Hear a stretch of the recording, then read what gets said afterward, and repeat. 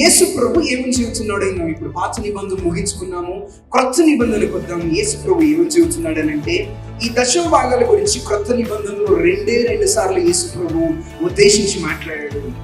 హల్లెలూయా, హల్లెలూయా, గట్టిగా చెప్పండి హల్లెలూయా. దశమ భాగం గురించి యేసు ప్రభు రెండు సార్లు మాట్లాడాడు. ఒకటి మత్తయి సువార్త 23:23. క్రొత్త నిబంధనకు వస్తున్నాం మనం. మత్తయి చదువు. అయ్యో వేషధారులైన శాస్త్రులారా, పరిసయ్యులారా, మీరు పుదీనాలోను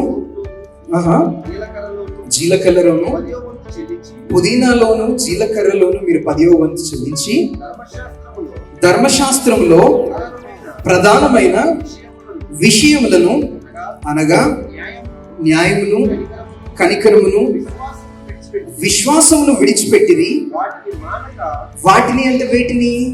దశమ భాగాలను మానక వీటిని చేయండి అని అంటే, నీతిని, న్యాయమును, ధర్మాన్ని అనుసరిస్తూ క్రొత్త నిబంధన గ్రంథంలో యేసు ప్రభువు ఏమన్నాడంటే, ఆయన ఆజ్ఞలను కొట్టివేయడానికి రాలేదు కానీ ఆయన ఆజ్ఞలను నెరవేర్చడానికి వచ్చాడు.